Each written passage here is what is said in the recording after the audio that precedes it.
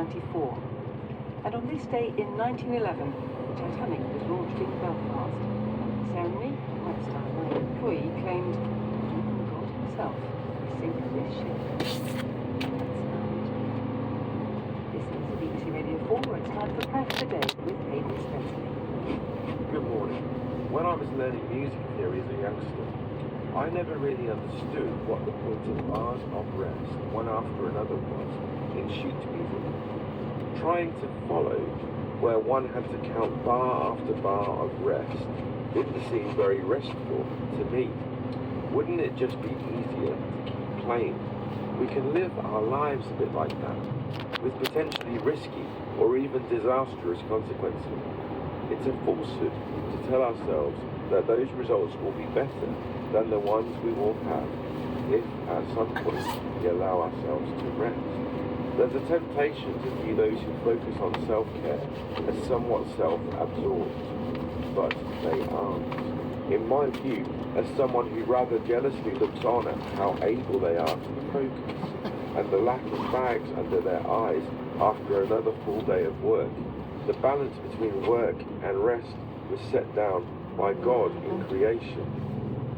I've often found it a good idea to follow God's lead and instruction, even and especially proving the truth of this in the times when I have chosen not to and thought I knew better. I tell you, each and every time I've crashed and He has lovingly picked me up, pieced me back together, and both sent me back to work and reminded me to rest. As the working week draws to an end for many, I hope some rest is in your future.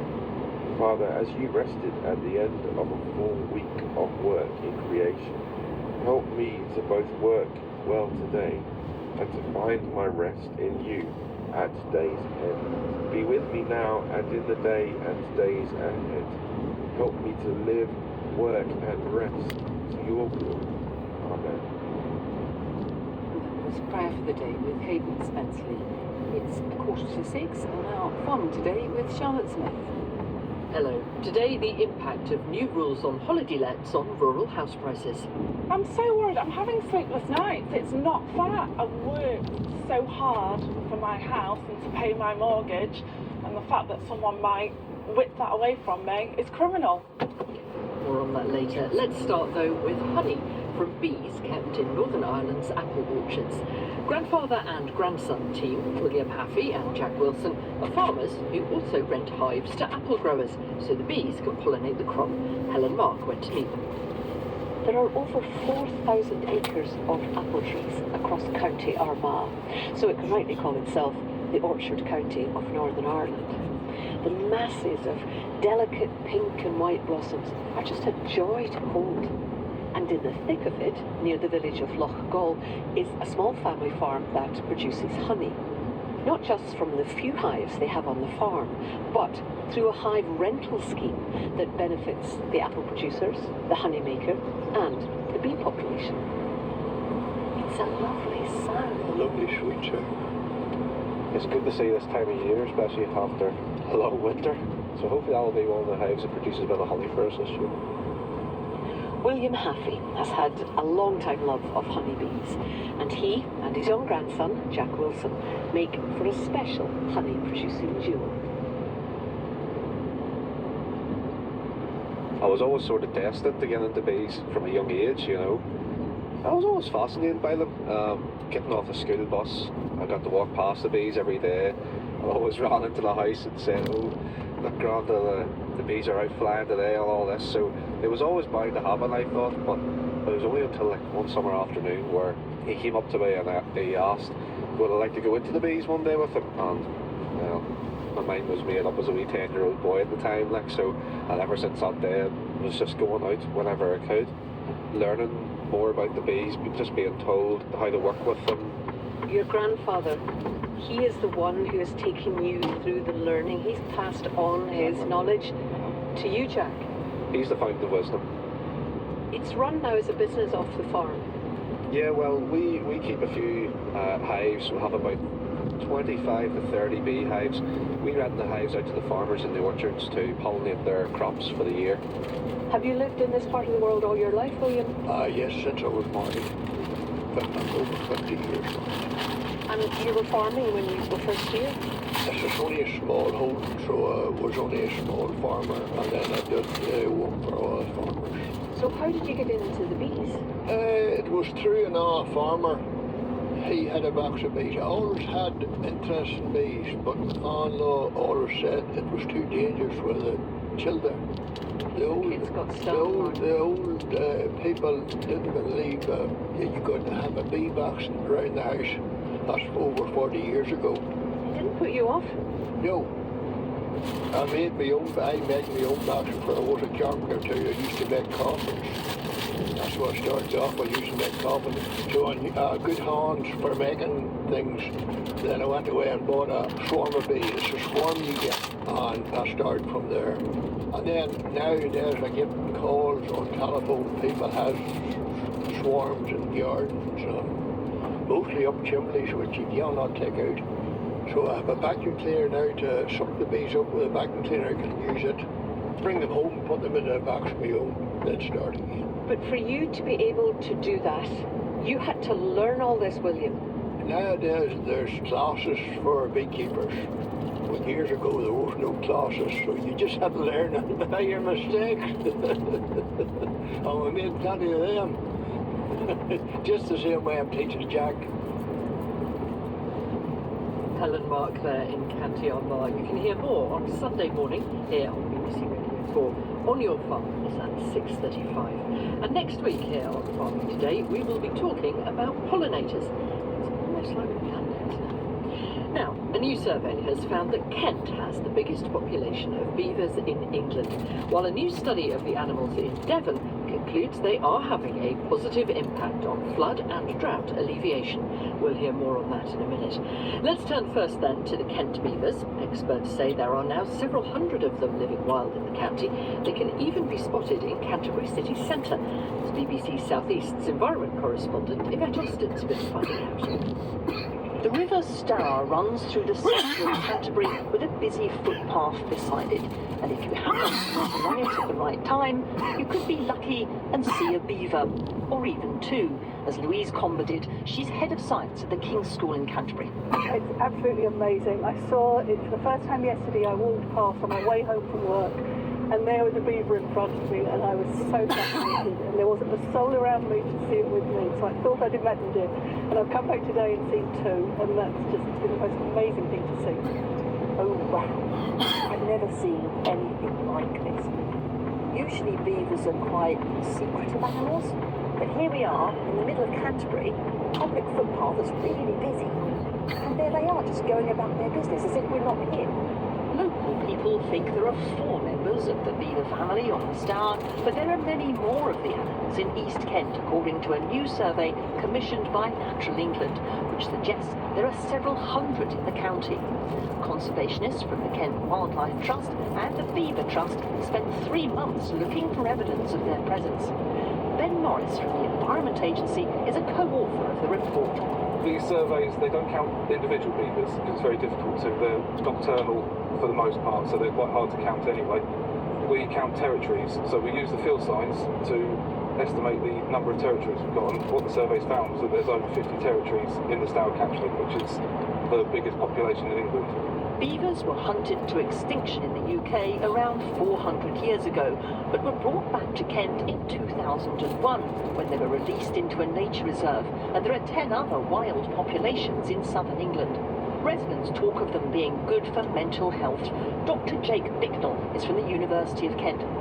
They're in the middle of the town and they're completely unfazed by that, but it's also a risk for them, so it's really important the public are very aware of these individuals and basically leave them alone. They're doing us a service by being here, and they're providing a lot of well-being in just being able to watch them and enjoy them.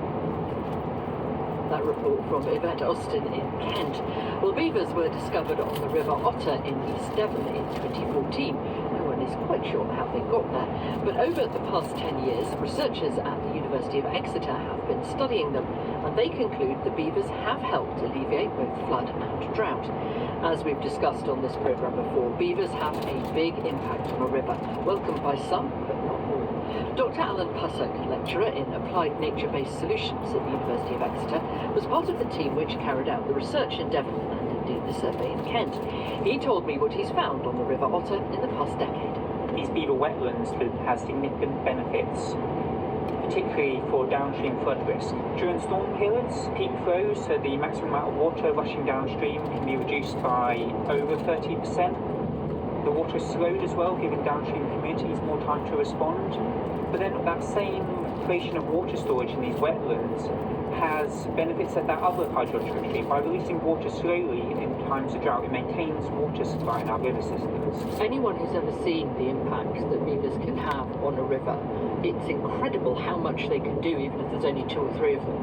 And for some people, that's not always welcome. I'm thinking particularly of farmers in Scotland, some of whom have had real problems because of the beavers. Beavers create these extensive wetlands, and in our intensely managed, intensely populated country, those can be viewed as a conflict with existing land use. I think it's important to say that these wetlands overall will take up a very small part of the landscape.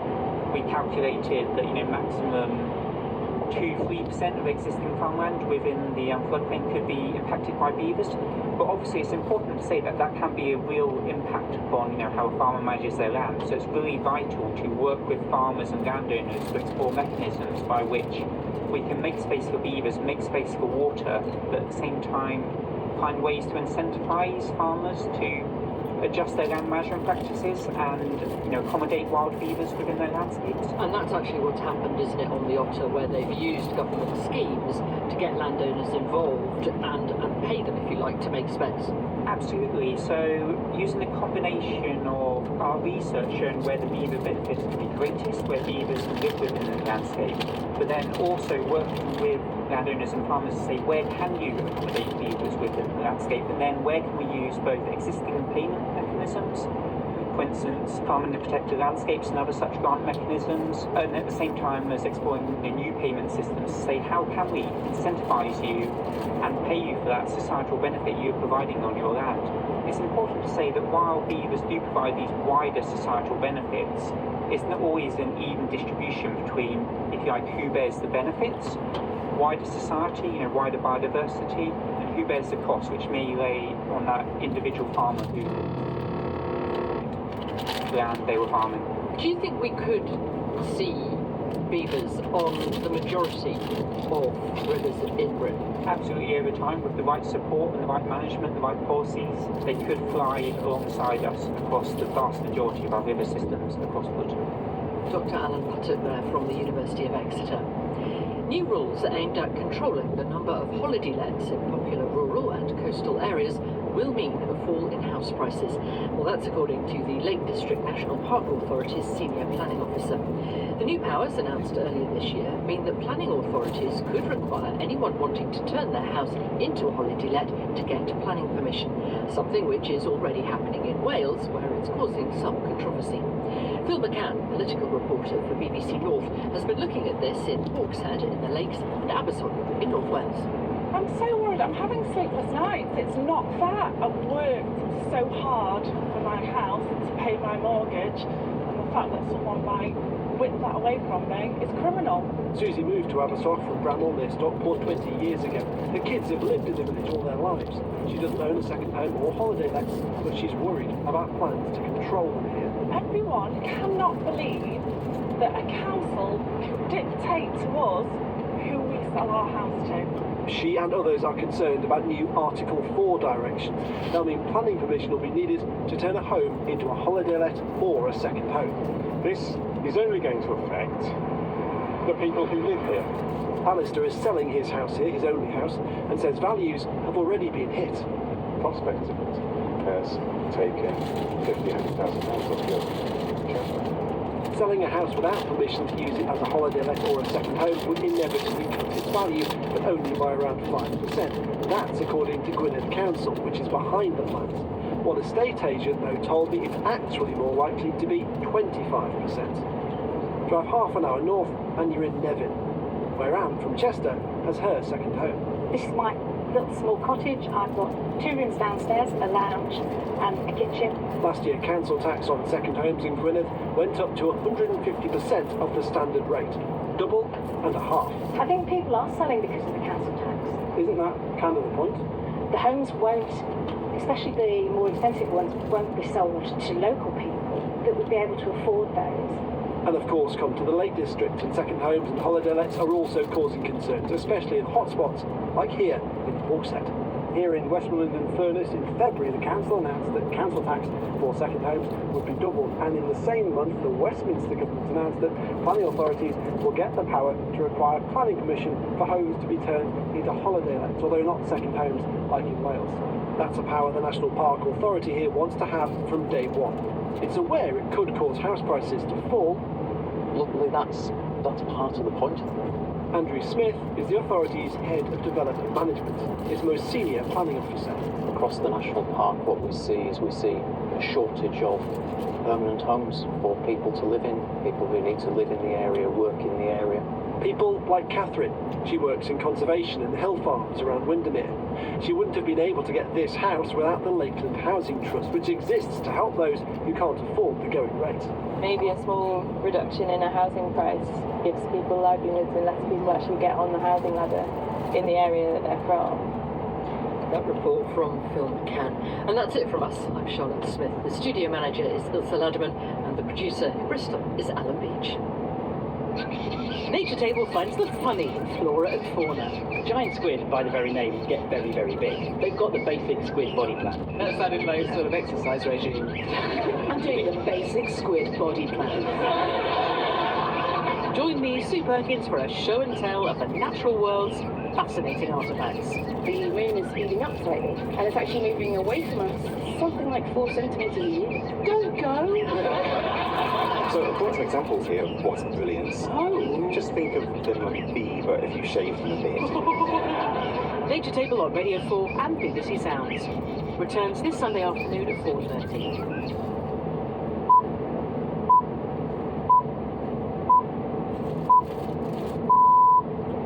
It's 6 o'clock on Friday the 31st of May. Good morning, this is Today with Nick Robinson in London, Justin Webb in Salisbury. The headlines this morning. Guilty. Count 2. Guilty. Count 3. Guilty on all 34 counts. Donald Trump has become the first former US president to be convicted of a crime. Over the next 3 hours, we'll explore what happens next, legally and politically.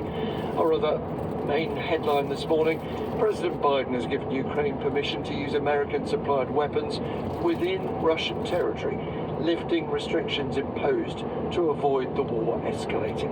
We'll speak to a retired US Army general after 7 and a former NATO commander after 8 about the significance of the change and what it will mean for the battle in Kharkiv. Also in today's programme,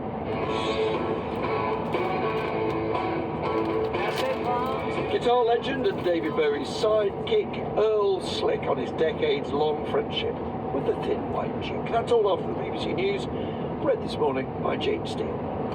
Donald Trump has become the first former or serving US president to be convicted of criminal charges. A jury in New York found he'd falsified records in relation to hush money payments made to the adult film star Stormy Daniels before the 2016 election. Mr. Trump, who's due to be sentenced in July, said the result was a disgrace. He added that the real verdict would be made by the people in November's presidential election. His lawyers have said they'll try to appeal against the verdict. Gary O'Donoghue reports from New York. Never has a former US president been found guilty of committing a crime. Donald Trump turned every day of this trial into a spectacle, insisting he was being politically persecuted, not legitimately prosecuted. This guilty verdict will not end Donald Trump's campaign for president.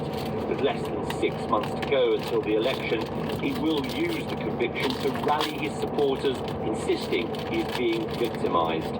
That has worked so far, but the polls suggest that some swing voters may be reluctant to support a candidate with a criminal record. In In a statement, a spokesperson for President Biden's election campaign said the guilty verdict demonstrated that no one was above the law. The Republican House Speaker, Mike Johnson, said it was a shameful day in American history. Officials in Washington say President Biden has for the first time given Ukrainian forces permission to use American-supplied weapons to strike back at military targets across the border in Russia. The relaxation of restrictions would be specifically to help defend the embattled Kharkiv region. Tom Bateman reports. This amounts to a significant policy shift from the White House, for the first time allowing Ukraine to use US-supplied weapons to strike inside Russia. A US official told the BBC that President Biden had recently directed his team to ensure Ukraine was able to use US-supplied weapons for what they called counter-fire purposes in the Kharkiv region, so that Ukraine could hit back against Russian forces that are attacking them or preparing to attack them. The move is designed to help Ukraine push back against Russian gains made in Ukraine's northeastern region. Thousands of NHS cancer patients in England are expected to get access to trials of a new type of treatment using personalised vaccines to fight their disease. The first patient to receive a bespoke vaccine against bowel cancer has been given the treatment in Birmingham as part of a trial by the German company BioNTech. Here's our medical editor, Fergus Walsh. Elliot Feving, who's 55, has already had surgery and chemotherapy, and his personalised vaccine was created by analysing a sample of his tumour and isolating mutations unique to his cancer. The bespoke mRNA jab is designed to produce an immune response against these mutations, which should unmask any remaining cancer cells and flag them for destruction. He'll get up to 15 doses over the course of a year. Sir Keir Starmer will launch his party's energy plans at an election event in Scotland. Labour is pledging to set up a publicly owned company, Great British Energy, which it says will invest in clean power and drive down energy bills. The SNP and Conservatives say the plans will cost tens of thousands of jobs. Simon Jack reports.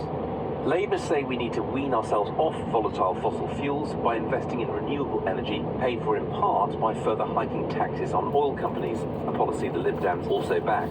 They plan to make Scotland, already the centre of the UK's offshore wind and oil and gas industry, the headquarters of Great British Energy. The SNP say Labour's plan to veto any new oil and gas licences would cost 100,000 Scottish jobs and deter future investment. The Conservatives put the figure at 200,000 jobs across the whole UK. The NHS Confederation, which represents trusts and other health service employers in England, says some organisations are having to cut staffing levels to make ends meet. It also says some health leaders are having to take drastic measures to balance the books, such as freezing recruitment. The organisation is calling on whoever forms the next government to help prevent further cuts.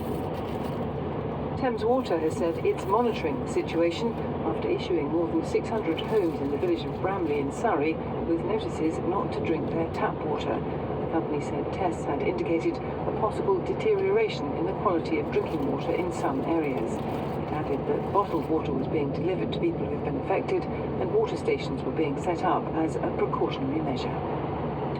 Thank you. 6 minutes past 6 is the time I can reveal to you that it is an absolutely gorgeous morning in Salisbury, where I am this morning. Chris Fawkes, as ever, has the bigger picture, and that was the truer picture when it comes to the rest of the day. Morning, Chris. Right, Justin. Very good morning to you. And I think the weather's actually going to be improving over the next few days as high pressure works in. There will be a lot of dry weather to come today. However, we have an area of low pressure coming down the North Sea. It's quite a weak thing, but it's going to be bringing some cloudy weather with some rain affecting eastern areas of England. So let's start with the story here. We've got that patchy rain affecting parts of North Yorkshire through Lincolnshire, East Anglia, and we will see some rain working into parts of South East England as well today. It's also going to be quite windy for these areas with some gusts of wind running into the 40s of miles an hour and relatively cool.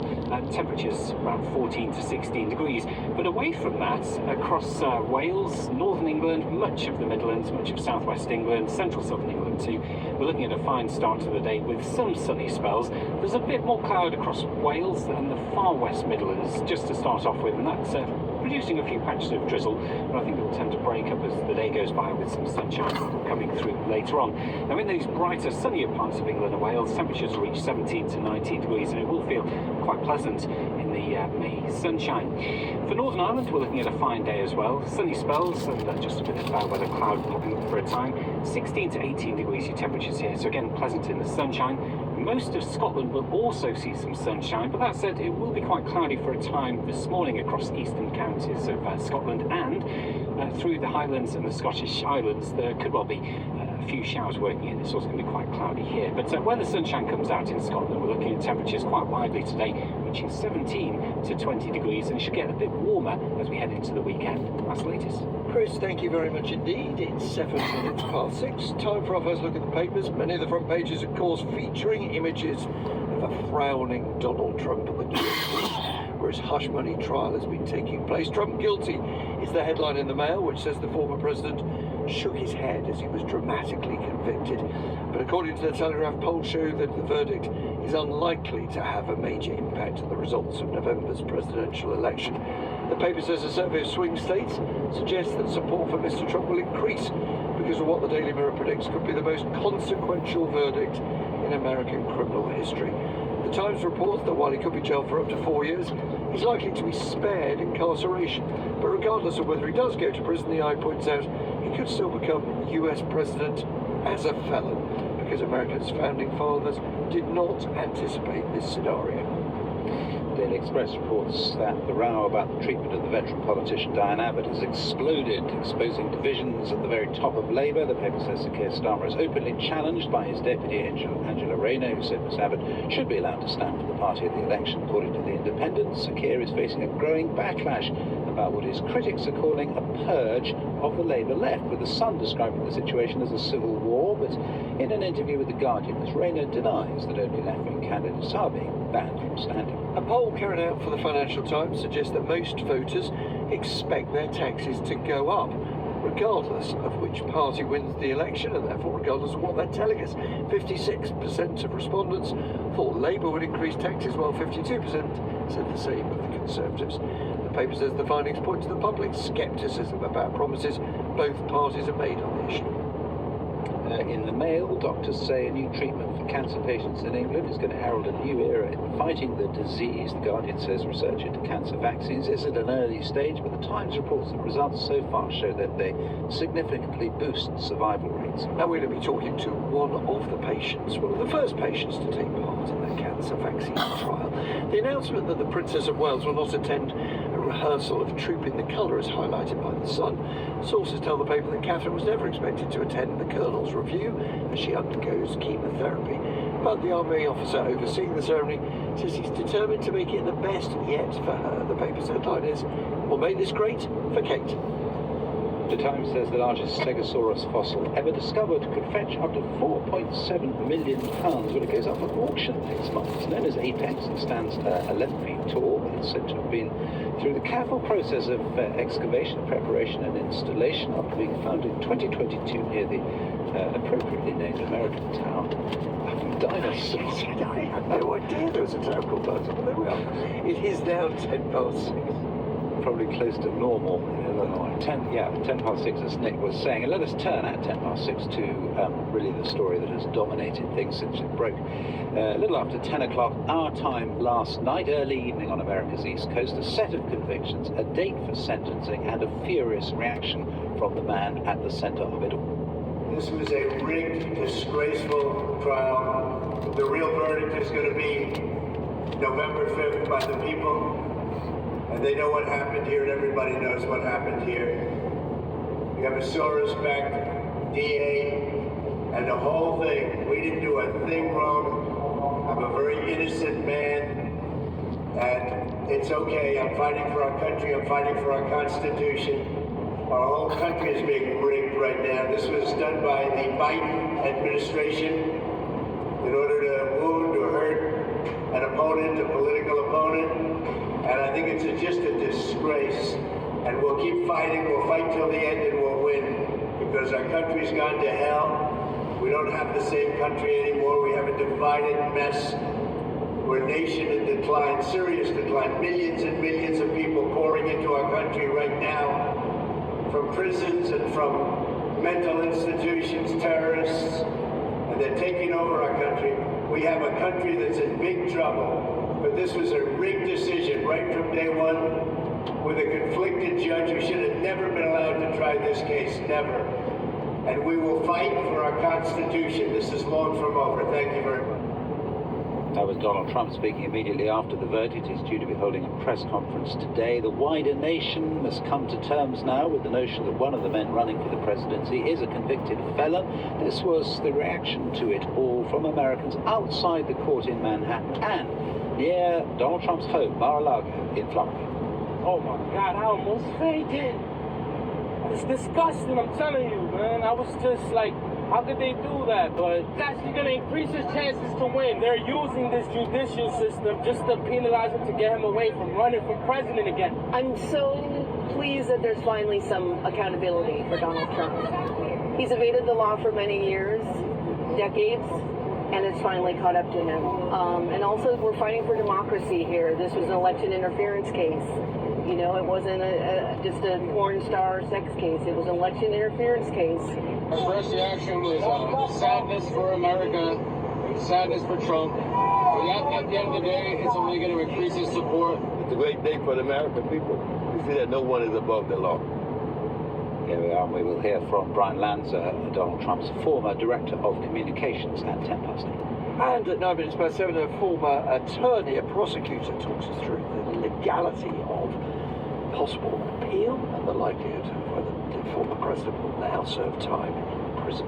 It's 13 minutes past 6 now. President Biden has given Ukraine permission to use US-supplied weapons to strike targets in Russia, crucially lifting restrictions designed to stop the possible escalation of the war.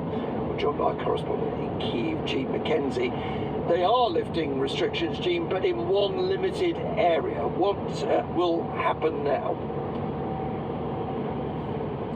Yes, there are important restrictions on this announcement that President Biden has given, which is that US weapons can now be fired from Ukraine over the border in the Kharkiv region, so in the northeast of the country. They can be fired at Russian military targets, and that's about it. So they can't be used elsewhere on the front, and crucially, long-range US missiles can't be fired deep into the heart of Russian territory. And this is a debate that has been mounting over the past couple of weeks. We've had increasing number of European countries come out in the last few days to say that they would support Ukraine in being able to fire their weapons over the border into Russia. But it is the US that until now has been holding firm, because President Biden, as you say, up until this point, has really not wanted to escalate this war. And there has been this fear in the US that by using US weapons over the border into Russia, it might be seen as an attack by the US or by the West. But clearly the situation on the battlefield has changed, and the situation in Kharkiv in particular. This is where earlier this month we saw Russian troops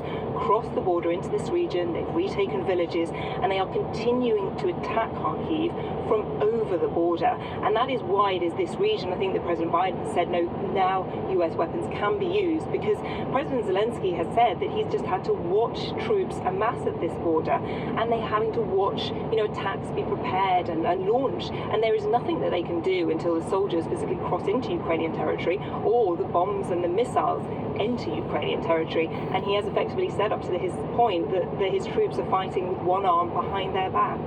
Gene McKenzie in Kyiv, thank you. The time is exactly 6:15. Regulators in the US have capped the number of planes that Boeing is going to be allowed to manufacture as part of their safety investigations into that company. Will Bain has more on that, and indeed the rest of the business news.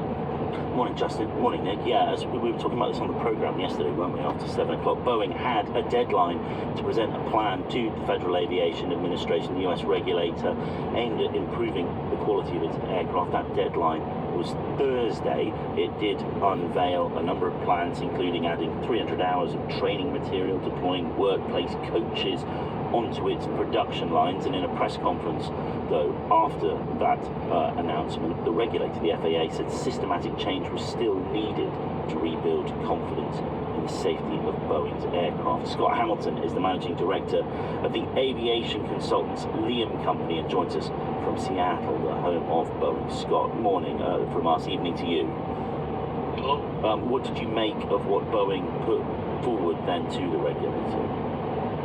I had a sense of deja vu, because after the 2018-19 MAX accidents, 737 MAX accidents that killed the 346 people, Boeing announced just a litany of safety innovations or safety initiatives, and here we are 5 years later still doing more safety initiatives, and I gotta wonder what happened to the outcome or the success or the ignoring of those initiatives that were announced 5 years ago. Right, and so whose issue is that, I guess? Who is it who has not been keeping up with the company? Is it the FAA, the regulator? Is it politicians? Is it the enforcement that was in place that wasn't enough in the first place?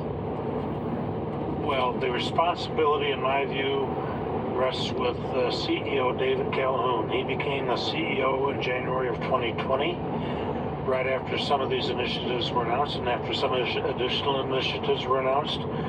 And it is the CEO of the Boeing company that had the responsibility to see that these were carried out. Now, having said that, the FAA, I think, also has some answers to provide, because they too were involved in trying to make sure that Boeing became safer after the first MAX crisis. And yet, again, 5 years later, we had almost another accident that would have resulted, or could have resulted, in the death of some or all of the people on board in that January 5th Alaska Airlines accident. I mean, the regulator has said that the head of the FAA, Mike Whitaker, speaking in that same press conference I was mentioning, afterwards saying, the systematic changes needed, there's going to be a continuing rolling kind of investigation, there's no kind of deadline for when Boeing will have this production cap on 737 MAXes lifted. You just don't think that goes far enough still? No,